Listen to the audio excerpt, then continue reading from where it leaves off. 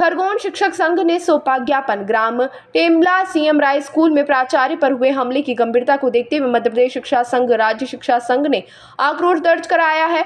जिला पुलिस अधीक्षक कार्यालय और कलेक्टर कार्यालय पहुंचे पदाधिकारी, प्रांतीय उपाध्यक्ष रमेश पाटीदार, प्रांत सह संगठन मंत्री हीरालाल तिरोले, जिलाध्यक्ष सुनील भावसा, नरेंद्र चौहान, संतोष पटेल सहित बड़ी संख्या में पहुंचे महिला शिक्षकों ने भी घटना की निंदा करते हुए प्राचार्य पर हमला करने वाले लोगों की नामजद शिकायत करते हुए कड़ी कार्रवाई की मांग की।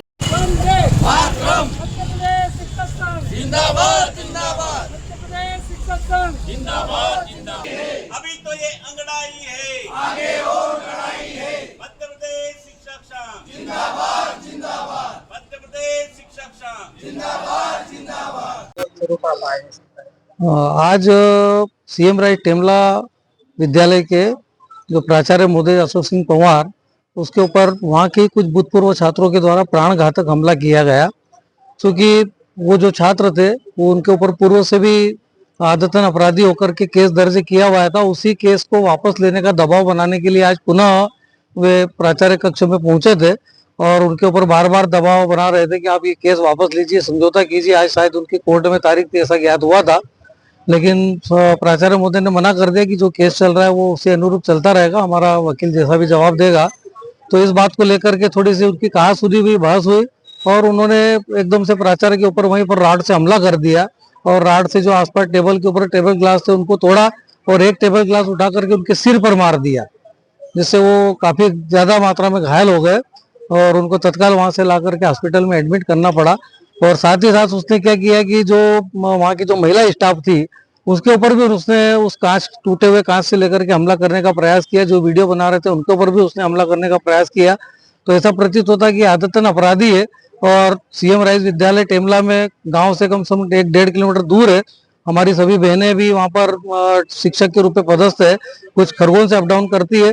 तो निश्चित ही समस्त शिक्षकों में एक भय व्याप्त हो चुका है कि ऐसी घटनाएं अगर होती रही तो हमारी सुरक्षा किस प्रकार से होगी।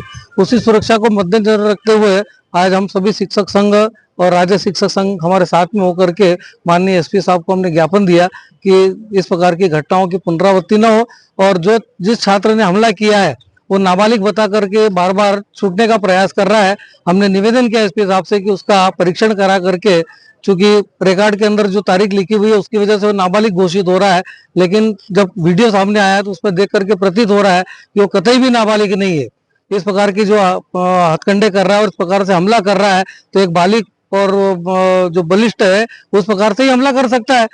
तो हमने सर से निवेदन किया है कि उसका बालिग होने का टेस्ट भी कराया जाए ताकि उसकी पुष्टि होने, तो अन्यथा क्या होगा कि वो बाल संप्रेषण गृह में जाकर के फिर से जमानत पर छूट जाएगा।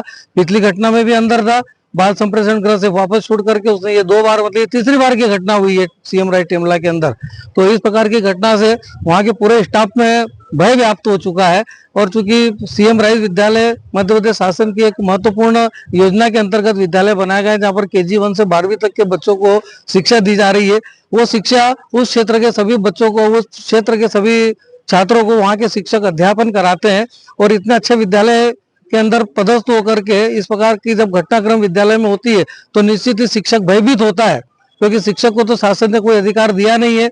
लेकिन इस प्रकार की जब घटनाएं होती है, एसपी साहब ने कहा है कि हम उसका बोन टेस्ट करवाएंगे और मतलब उसको सख्त से सख्त उसके ऊपर धाराएं लगा करके और उसके खिलाफ सख्त एक्शन लिया जाएगा, ऐसा उन्होंने सर ने आश्वासन दिया है। मैं सुनील कुमार भावसार, जिला अध्यक्ष मध्य प्रदेश शिक्षक संघ खरगोन। ताज़ा खबरों के लिए सब्सक्राइब करें JSR टाइम्स और साथ ही नोटिफिकेशन पाने के लिए बेल आइकन को दबाएं।